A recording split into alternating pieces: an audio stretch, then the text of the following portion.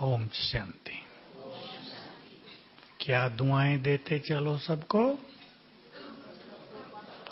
सबका भला हो, सब सुख पाएं। कितना सुंदर विचार है। और ये दिल से दुआएं देते ही दिल में क्या होगा? सुख मिलेगा। खुशी अलग चीज है, सुख मिलेगा बहुत। तो बाबा ने पिछली बार भी कहा, अब भी कहा, सहज पुरुषार्थ का तरीका है दुआएं देना और दुआएं लेना। लेकिन बहुत इंपॉर्टेंट हो जाता है, जो हमसे गड़बड़ करता हो उसको दुआएं कैसे देंगे?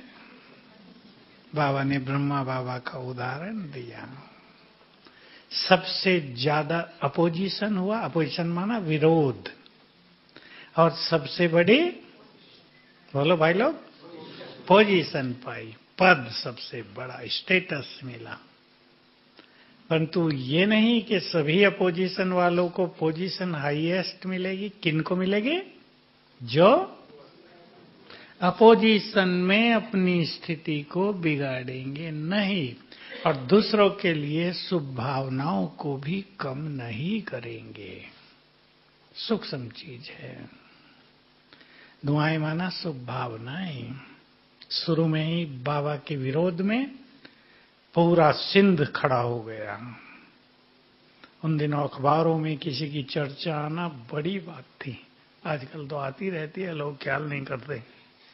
उन दिनों जब अखबार गिने चुने होते थे, पूरे स्टेट में ही 2, तब अखबारों तक चर्चा पहुंची और फिर भी बाबा की स्थिति न विचलित हुई और न किसी को बाबा ने कुछ कहा। सिंधी लोग कहते थे, दादा आपका ज्ञान कितना सुंदर है, ये प्योरिटी की बात हटा दो, हम सब आपके पीछे। क्या उत्तर होगा?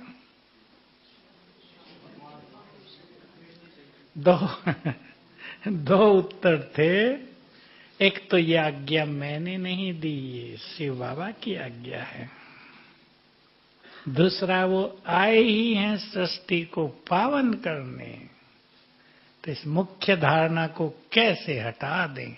और इसी की तो जरूरत है। इसके बिना न कोई योगी बन सकता। बाबा ने सन्यासियों की बड़ी महिमा की, आज भी थी, करोड़ों होंगे। उनकी प्योरिटी का बल संसार तक पहुंचता तो है ही अवश्य, भले ही कम हो गई हो। हमारी प्योरिटी बहुत जबरदस्त है, क्योंकि योग से जुड़ी हुई है प्योरिटी, जबरदस्ती वाली नहीं। जो इस बात को समझ ले, उसकी प्योरिटी उसके लिए बहुत बड़ा बल बन जाती है और संसार के लिए भी बल। अब कल के महावाक्यों की सुंदर सुंदर बातें रिपीट कर दो जरा। कौन है हम सब? पूर्वज और पूज्य। और क्या क्या स्वमान दिए बाबा ने हमें? 2 दिए। क्या हो कल्प वृक्ष के? तना और जड़ें। और क्या कहा? बाबा सबको विघ्नों से मुक्त देखना चाहता है। ये तो एक बाप की शुभ भावनाएं लौकिक में भी होती हैं। और बताओ, अगर हम पूर्वज बनकर क्या अभ्यास करेंगे? आपके सामने कोई सभा है, जैसे मेरे सामने है, आपके सामने 5 लोग हैं। क्या संकल्प करेंगे उन्हें देखकर? कौन है ये? आत्मा की बात तो बाद में बताए, कुछ और। कौन है ये? यही सबको प्रैक्टिस करनी, यही भूल गया है आप सबको। ये हमारी वंशावली है, तो हमें क्या करना है? इनकी पालना करनी है, इन्हें प्यार देना है, इन्हें आगे बढ़ाना है। इनसे घृणा नफरत नहीं करनी है, जैसा देश में होता है। एक संप्रदाय दूसरे संप्रदाय से घृणा, हेट स्पीच नाम दे दिया आजकल उसको। घृणा पैदा करने वाली स्पीच बहुत लोग करते हैं। बाबा हमें इस सब से बहुत ऊपर उठा देता है। तुम इन सब के बड़े हो। लौकिक में भी जो बड़े होते हैं वो छोटों की पालना करते हैं ना, शरीर की भी और पढ़ाई के द्वारा बुद्धि की भी, सब माताएं करती है ना अपने बच्चों की। तो तुम बड़े हो तो तुम्हें भी सबकी पालना करनी है, घृणा रख ही नहीं सकते, क्योंकि वो सब हमारी ही वंशावली है। भारत में भी कई लोग पूछ रहे हैं अभी और बता रहे हैं मुस्लिम्स को कि तुम्हारे पूर्वज कौन थे। मैं भी पूछा करता हूं कभी कभी बुद्ध धर्म वालों से कि बताओ महात्मा बुद्ध का कौन सा धर्म था, मोहम्मद साहब का कौन सा धर्म था, क्राइस्ट का कौन सा धर्म था, कौन सा होगा? ये सब आदि सनातन देवी देवता धर्म की तना है ना बीच का, उसकी तो शाखाएं हैं। ये बात जब संसार समझ लेगा तो एकता, प्रेम, शुभ भावनाएं, अपनापन सब हो जाएगा। ये झगड़े इसलिए मेरा धर्म बड़ा तेरा बड़ा, एक दूसरे में घृणा पैदा करते हैं। है सब एक के ही, शास्त्रों में भी है। एक के ही दो पुत्र थे, एक देवता बने दूसरे राक्षस बने, असुर।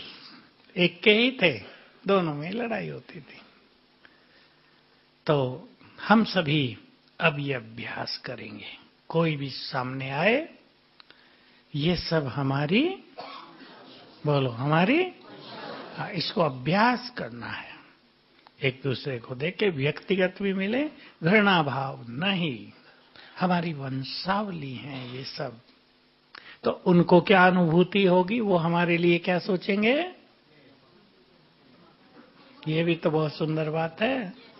ये हमारे हैं तो झगड़े खत्म हो जाएंगे ना, क्योंकि आगे चल के आप सब जानते हैं गृह युद्ध बहुत होने हैं। लेकिन अगर हम इस स्वमान को बढ़ा देंगे तो हम सेफ, हम दाता, पालना देने वाले, वाइब्रेशंस देने वाले, उनके मन में भी हमारे लिए सम्मान की भावना होगी कि ये हमारे बड़े हैं। करेंगे प्रैक्टिस, खूब करें। कोर्स कौन कौन कराते हैं आप में से? 7 डेज कोर्स। अच्छा, तो जो भी कोर्स करने आए, 2 स्वमान से उनके सामने जाना, मैं इसकी इष्ट देवी हूं और पूर्वज हूं। तो बॉल का इफेक्ट बहुत गहरा होगा। बाबा ने कभी बहुत सूक्ष्म बात कही है, वो भी सुन लें आप। आज मुझे याद आ रही थी, बहुत दिन के बाद आज याद आई थी। यदि तुम पूर्वजपन के नशे में रहो तो तुम्हारे द्वारा संसार की पालना स्वतः ही होती रहेगी। गहरी बात है। तो जैसे माताओं को, भाइयों को अपने परिवारों में रहता है, हम बड़े हैं भाई, नौकरी धंधे भी करते हैं, पैसा कमाते हैं, क्यों क्यों बोलो ना, बोल नहीं रहे, चुप बैठे। तो कुमार बोल रहे, मैं फादर से पूछ रहा हूं, फादर सब देख रहे हैं मुझे, क्यों कमाते हो पैसा? अरे बोलो ना सारे फादर्स। माताएं तो बोल रही, होशियार है, मैं समझ गया। हमारे माताओं का ग्रुप बहुत होशियार है। भाई लोग भी चुस्त हो जाओ, पालना करते हैं ना, ठीक है। माताएं ध्यान देती हैं बच्चों का। कई बाप तो कह देते हैं बच्चे तुम्हारे, तुम संभालो, जैसे उसके हों ही ना। तो पालना करनी है हमें सबकी। क्या देना है, क्या देना है? और भी तो कुछ बताओ। देखो, परिवार में भी माँ बाप बच्चों को यदि प्यार न दें तो पालना अधूरी। चाहे रोज मक्खन और घी खिलाएं, लेकिन प्यार के बिना चरित्र का विकास नहीं होगा, पर्सनालिटी का विकास नहीं होगा। तो पहले हम सबको प्यार दें। एक समय था जब ज्ञान सुनने वाले जब आते थे तो हरेक से ही बहस होती थी खूब। अब जो हम सुनाते हैं लोग उसको सुनते हैं। नई पीढ़ी को क्या लेना देना, भगवान सर्वव्यापी है या गीता का भगवान कौन है, कोई भी हो, पता हो क्या करना है। आजकल की तो बात ये है ना, ठीक है, गीता का भगवान श्री कृष्ण ने ये शिव है मान लिया। अभी हमें योग सिखाओ, मन की शक्ति बढ़ाने की बात बताओ।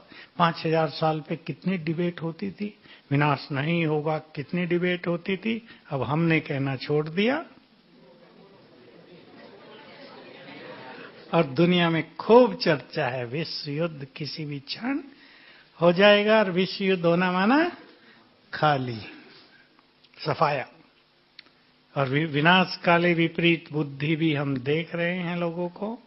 लेकिन ये तीसरा विश्व युद्ध तब तक नहीं होगा, स्थापना का कार्य पूर्ण नहीं हो जाता, जब तक हम संपूर्णता के समीप नहीं पहुंच जाते। एक ये बात और याद दिला देता हूं, कब होगा। बहुत लोग कहते हैं ना जन्म ले लिया है। मुझे भी एक ने कहा जन्म ले लिया। मैंने कहा तुम मिल के आई? कहा नहीं, मिल के तो नहीं आई। मैंने कहा तो भागती क्यों नहीं मिलने के लिए? श्री कृष्ण का जन्म चाहिए जो भगवान के सिवाय कोई नहीं बता सकता।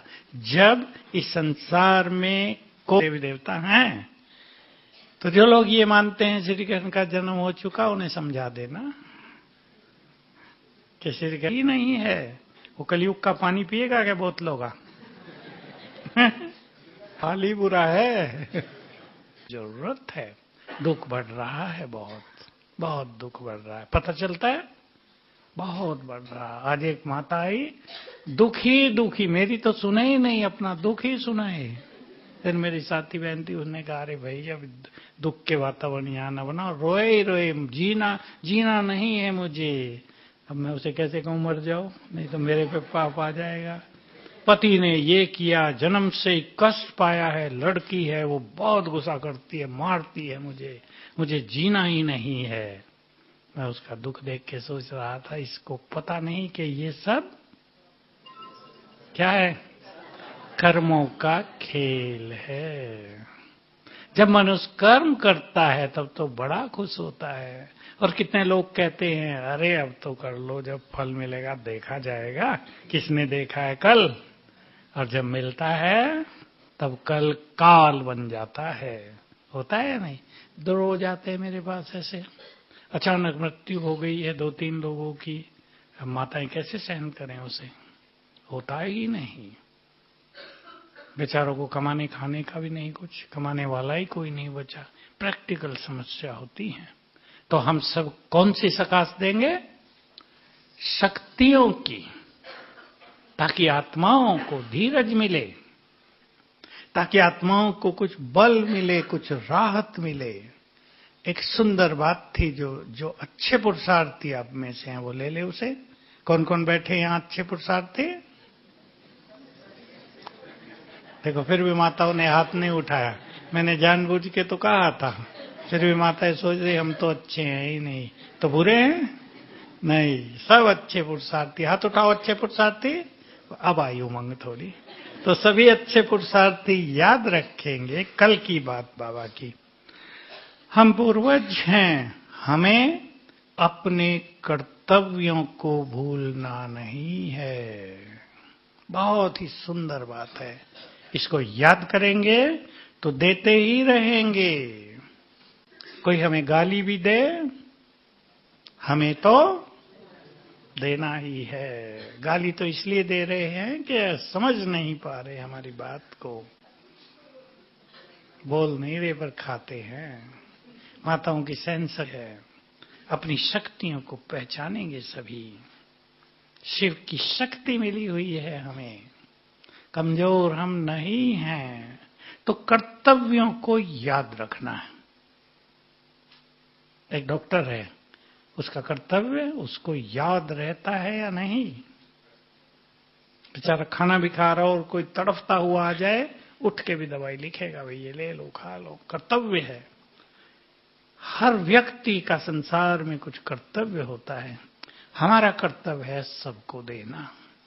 तो बहुत अच्छा अभ्यास करेंगे। फिर मैं वही बात कह रहा हूं, जो तीव्र पुरुषार्थी हैं बस ग्लोब के ऊपर विराजमान हैं, और कुछ भी ना हो तो इतना ही कर लेना, मैं लाइट हाउस माइट हाउस पूर्वज हूं। अंग अंग से किरणें फैल रही हैं, कभी शक्तियों की, कभी शांति की, कभी ज्ञान का प्रकाश फैल रहा है। सिंपल ये अभ्यास सभी को रखना है। पसंद है भाई लोग? करना है। जो जितना ज्यादा करेंगे उसका जीवन उतना ही निर्विघ्न होगा। ये दुआएं हैं सबसे बड़ी। मोटी दुआएं तो दुनिया में भी लोग एक दूसरे को देते हैं। बच्चों के सिर पे आप हाथ रख देते हैं, अच्छे अच्छे मुख से शब्द बोलते हैं, दुनिया में भी लोग अच्छे अच्छे बोलते हैं। लेकिन हमारी दुआएं हमारी सकाश है। हमारी दुआएं वो हैं जिसका संसार में किसी को पता भी नहीं है कि किसी को शक्तियां भी दी जा सकती हैं क्या, किसी के भय को भी दूर किया जा सकता है क्या, किसी के दुखों को भी हरा जा सकता है क्या। डॉक्टर दुख नहीं हरते, दर्द हरते हैं। दुख अलग चीज है जो योग के वाइब्रेशन से ही लिया जा सकता है। तो सभी अपने कर्तव्यों को याद रखेंगे। पसंद है माताओं को? पसंद है ना? कर्तव्य देखो, माताओं को अच्छी तरह अनुभव है, उसको चेंज कर दो। बच्चों के लिए आपका जो कर्तव्य है, कैसे रात को जाग के भी उसे पूरा करती है ना। आप सब जानती है क्या क्या आपको करना पड़ता है बच्चों के लिए।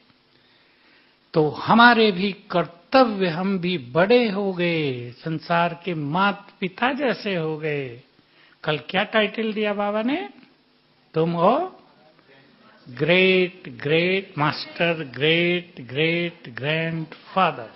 ब्रह्मा के बच्चे हो, ब्रह्मा के समान।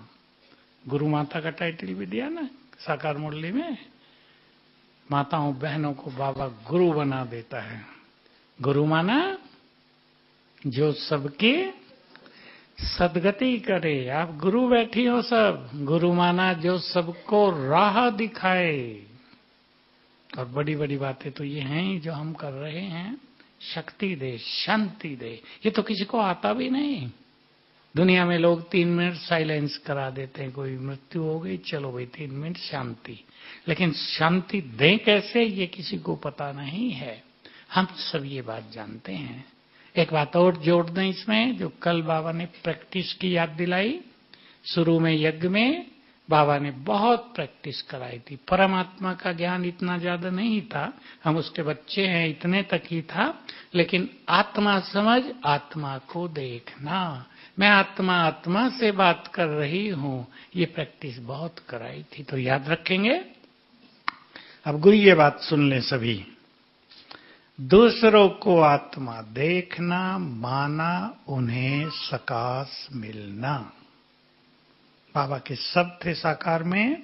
दूसरों को आत्मा देखना माना उन्हें करंट देना। जिस स्वमान में हम स्थित होंगे वही वाइब्रेशंस दूसरों को जाएंगे अगर हम उन्हें चमकती हुई आत्मा देखेंगे। हमने अभ्यास कर लिया, मैं शांति की देवी हूं, मैं शांत हूं, शांति की शक्ति से भरपूर हूं। और दूसरों को आत्मा देखा, बच्चों को आत्मा देखना, आपकी शांति बच्चों पर पहुंच जाएगी। होता है ना घरों में, कोई बच्चा भाई लड़ाई बहुत करता है, कोई बुरे संग में है, आप उन्हें इस तरह शांति देना। कहने से तो नहीं होगा ना। आजकल समय ऐसा आ गया कि पहले वाला थोड़ा है कि बच्चे माँ बाप का सम्मान करते हैं, जो आप कहो जी हजूर। आजकल तो 2 की 4 सुनाएंगे। समय बदल गया ना, समय बिगड़ गया है। आप इस तरह अभ्यास करना, मैं शिव शक्ति हूं, आत्मा देखा, शक्तियां जाने लगी। मैं पवित्रता का फरिश्ता हूं, आत्मा देखा, पवित्र वाइब्रेशंस जाने लगे। सिंपल अभ्यास है। धुन लगा दें जब तक आप मधुबन में हैं। कौन कौन सेवा में हैं यहाँ हाथ उठाओ। बहुत सारे भाई बहने, लगभग सभी।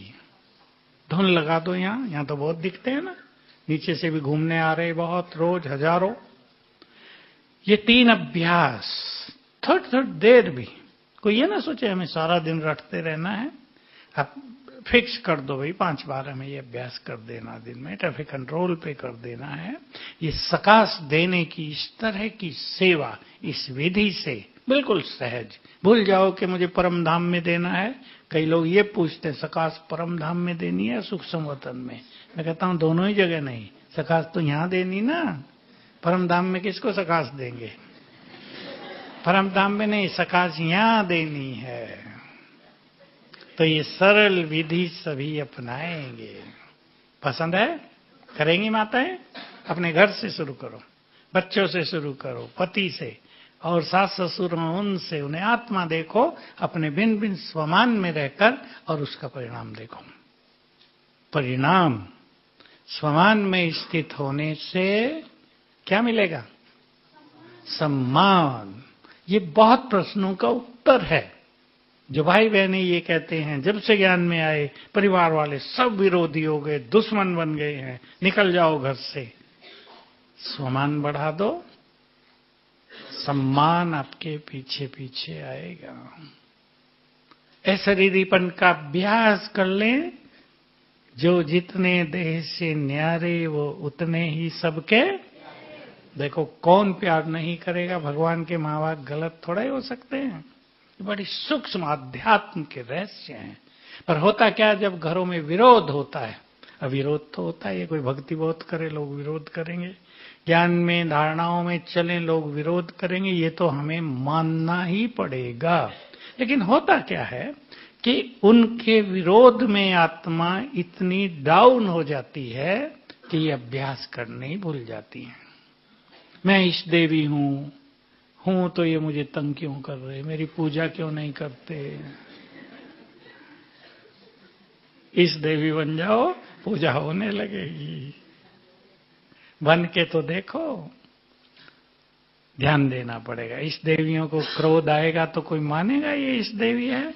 ज्वाला देवी नाम पड़ जाएगा फिर तो। हम कल्प वृक्ष की जड़ें हैं और तना है। अब इस पे गहराई से चिंतन करेंगे।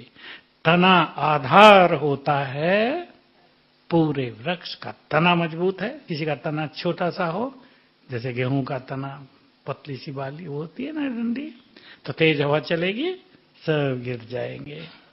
और किसी का तना बहुत मोटा हो, सबसे मोटा तना किसका होता है? पीपल के पेड़ का। पीपल का, वट से भी ज्यादा पीपल। कितना भी तूफान होता रहे, टहनी टूट सकती हैं, वृक्ष गिरेगा नहीं। हम तने हैं, इसलिए हमसे निकली हुई सभी धर्मों की शाखाएं हमसे जुड़ी हैं। बहुत अच्छी तरह विचार करेंगे। हम कल्प वृक्ष की जड़ें हैं, जड़ों में बैठ के तपस्या कर रहे हैं, और हम स्वयं जड़ें भी हैं। कल्प वृक्ष की जड़ें मजबूत होंगी तो वृक्ष बहुत पावरफुल होगा। और जड़ें ऊपर ऊपर हों, थोड़ा भी तूफान चलेगा गिर जाएगा। हम देखते हैं कई पेड़ों की, यहाँ तो गिरते रहते हैं ना पेड़ आबू में, कई पेड़ों की जड़ें बस 2-2 फुट थोड़ी फैली हुई, 1-1 फुट ही, और जैसे तूफान आया मिट्टी को हटा के वो गिर गए। और कई पेड़ों की जड़ें बहुत गहरी, 10 फुट 15 फुट मजबूत, गिरते ही नहीं। हम जड़ें हैं। जड़ों के द्वारा क्या जाता है वृक्ष को? भोजन और पानी, खाद पानी। हम जड़ें हैं, हमारे द्वारा पूरे कल्प वृक्ष की पालना होती है। भोजन जा रहा है, हमारे संकल्प अनेक आत्माओं को बल देंगे। अब ध्यान से सुन लें और सबको करेंगे। हमारी खुशी अनेकों के तनाव मिटाएगी, हमारी शांति अनेकों के चित्त को शांत करेगी, हमारा आध्यात्मिक सुख अनेकों के दुख हरेगा। ऑटोमेटिक है। हमारी प्योरिटी, बोलो प्योरिटी क्या करेगी? सुख शांति भी देगी। और हमारी प्योरिटी सभी आत्माओं की मूल संस्कार प्योरिटी को जगाएगी। प्योरिटी मूल संस्कार है ना। हमारी प्योरिटी अनेक आत्माओं को निष्पाप करेगी। प्योरिटी जिनके पास है वही संसार की सबसे बड़ी पुण्य आत्माएं हैं। सब समझ लें, जिसके पास जितनी प्योरिटी वो उतनी ही पुण्य आत्मा, जिसके पास जितनी प्योरिटी उस धर्म को उतना ही ज्यादा बल। और जिस धर्म में प्योरिटी नष्ट हो गई, समझो वो धर्म हिंसा पर आ जाएगा, क्रूरता बढ़ जाएगी, वो आपस में ही लड़ मरेंगे। धर्म की शक्ति नष्ट हो गई। इसलिए बाबा ने पूरे चक्र में एक नियम रख दिया। बाबा ने कहो या ड्रामा बना बनाया, हमेशा ही पवित्र आत्माएं ऊपर से नीचे आती ही रहती हैं, सतयुग के पहले दिन से कलयुग के आखिरी दिन तक। तो ये जो आत्माएं आती हैं ये होती हैं पवित्र। उनके कारण इस संसार को पवित्रता का बल मिलता रहता। अभी आप देखो पिछले 50 साल में ही कितनी आत्माएं परमधाम से नीचे आ गई। कम से कम 4 अरब, 4 से भी ज्यादा। बल्कि हम जब छोटे थे हमें याद है, पता नहीं तीसरी चौथी क्लास में पढ़ते होंगे, किताबों में लिखा रहता था विश्व की आबादी 2 अरब है और अब 8 पहुंच रही है, 4 गुनी। 60-65 साल में 6 अरब आत्माएं ऊपर से आ गई। तो ये आत्माएं पवित्र होती हैं तो संसार में मानवता जीवित रहती है। नहीं तो पुराने सब कहां उतर गए? नहीं, पाप आत्माएं बन गई, उनमें कोई ताकत नहीं रही। तो ध्यान देना है इस चीज पे। हमारे द्वारा कल्प वृक्ष को क्या जाएगा? एक चित्र बना ले अपने पास। हमारे सिर के ऊपर ही कल्प वृक्ष है। अभी बनाओ चित्र। हमारे सिर के ऊपर ही कल्प वृक्ष है। हमारे संकल्पों की तरंगें ऊपर कल्प वृक्ष में फैल रही हैं। व्यर्थ संकल्प होंगे तो क्या जाएगा? जैसे आजकल गंदा पानी बीमार करेगा ना, जिस तरह के उल्टे संकल्प हैं वो भी जाएंगे, और कुछ ही महान आत्माओं के पावरफुल संकल्प, महान संकल्प, पवित्र संकल्प पूरे कल्प वृक्ष को बल देंगे। बीज तो एक ही होता है ना, हम मास्टर बीज हैं, हम एक से ज्यादा हैं। हमारा बल पूरे कल्प वृक्ष को प्राप्त होगा। हम हंसेंगे तो संकल्प कर लो सारा संसार मुस्कुराएगा, और हम रोएंगे तो संकल्प कर लो मजा आएगा सोचने से। जब भी रोना है सोच लेना। तुम रोती है? छोटी है? नहीं रोती। तो हम कल्प वृक्ष की जड़ें हैं। अब एक गुह्य बात पर आ जाए, जड़ें कहां रहती हैं? जड़ों को कभी संकल्प आता होगा क्या? वैसे तो जड़ हैं वो, जड़ें जड़ हैं, उन्हें संकल्प की बात नहीं। पर हम जस्ट कल्पना करें कि देखो जड़ें हम, भोजन पानी हम दे रहे आम के पेड़ को, और महिमा इस आम के पेड़ की हो रही, बड़े मीठे आम हैं, आपू साह क्या मीठे आम हैं। कभी संकल्प आता होगा? जड़ें एक फूल की, पौधे की जड़ें जो खाद में, मिट्टी में, गारे में रहती है, उन्हें संकल्प आता होगा काम सारा हमारा, और लोग इनके फूलों की महिमा कर रहे हैं, सुगंध इनसे ले रहे हैं। आता होगा? नहीं आता। हम सभी जो जड़ें हैं वो कहां हैं? मिट्टी में नहीं, अंडरग्राउंड, गुप्त। संसार में भी हम गुप्त हैं, कोई थोड़ा ही जानता है। गाली देते होंगे आपको, कहां चली गई ओम शांति में, अपना धर्म छोड़ दिया। उन्हें पता ही नहीं कि अपना धर्म अपना लिया। तुमने छोड़ा हुआ अपना धर्म, हमने अपना लिया है। तो हम गुप्त।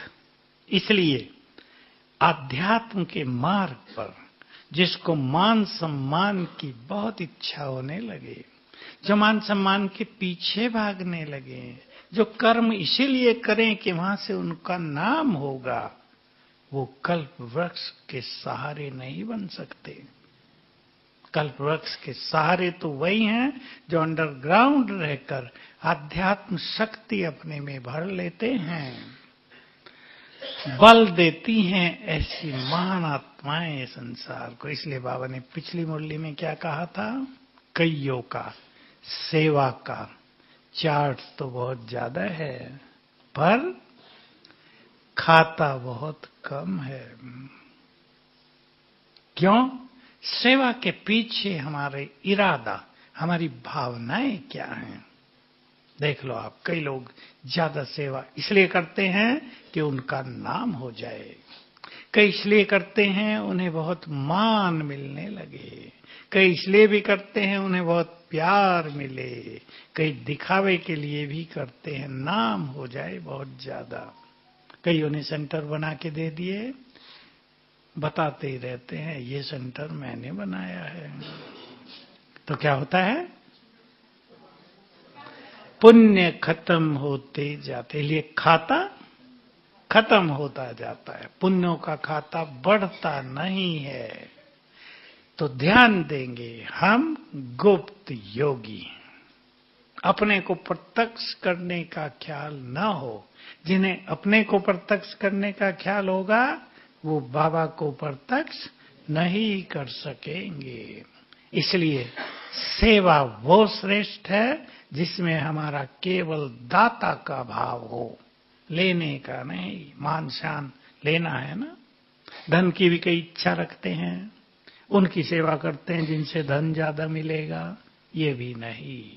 बाबा ने बहुत अच्छी बात कही थी साकार मुरली में, जल्दी नजदीक में ही, तुम किसी से कुछ मांग नहीं सकते। क्यों? तुम कामधेनु हो, सबकी इच्छाएं पूर्ण करने वाले, तुम किससे क्या मांगोगे? तुम तो दाता हो गए। ये ऊंचे स्वमान है हम सबके, सभी इन पर चिंतन करके इनको अपने जीवन में ले आए। तो तने भी, जड़ें भी, पूज्य भी और पूर्वज भी, ये चार बड़े स्वमान बाबा ने हमें इस मुरली में दिए हैं। बहुत प्रैक्टिकल में हमें इन पर काम करना है। और कोई ये बात याद आती हो आपको?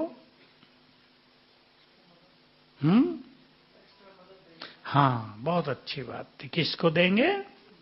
बाबा ने तो तब के लिए कहा था कि इस साल जो विशेष करेंगे पुरुषार्थ, बाबा उनको एक्स्ट्रा मदद देंगे। मैंने तो बहुत फायदा उठाया था इस बात का, लेकिन ये बात सदा ही है। भगवान की बात सीमाओं में बंधी हुई नहीं होती, जो उसने कह दिया वो सदा के लिए है। तो जितना हमें हिम्मत रखकर अपने पुरुषार्थ को तेज करेंगे, उतना ही बाबा की एक्स्ट्रा मदद मिलेगी, पुरुषार्थ हमारा और सुंदर हो जाएगा। जिनका योग नहीं लगता, ये प्रश्न भी आजकल नए जो बाबा के बच्चे आते हैं बहुतों का है, योग नहीं लगता, मन बहुत भटकता है। कुछ दिन के लिए योग को एक तरफ छोड़ दो, समझ जा मेरी बात। ये ना कहना कि भाई साहब ने कह दिया योग को छोड़ दो। योग को पावरफुल बनाने के लिए कुछ दिन के लिए योग को एक तरफ छोड़ दो, अभ्यास करो। मैं आत्मा आंखों से आत्मा को देख रही हूं, धुन लगा दो, 21 बार करना 7 दिन में, इतना ही संकल्प। मैं आत्मा आंखों के द्वारा आत्माओं को देख रही हूं। देखो एक ही दिन में योग लगता है या नहीं, करके देख लो कल 21 बार। इसलिए मैंने कहा योग को जरा एक तरफ रख दो।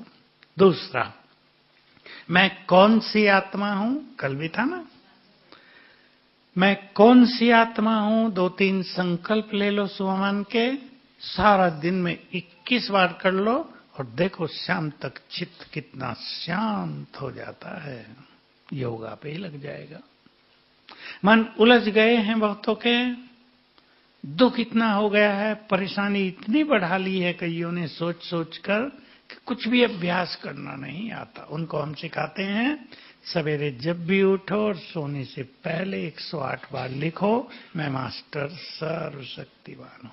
क्योंकि कुछ होता ही नहीं।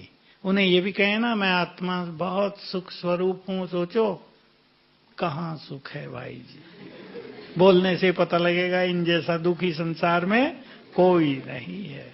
ये लिखने से बहुत अच्छा होगा। और जिनका थोड़ा भी अच्छा योग लगता है वो 5 स्वरूपों का अभ्यास करें।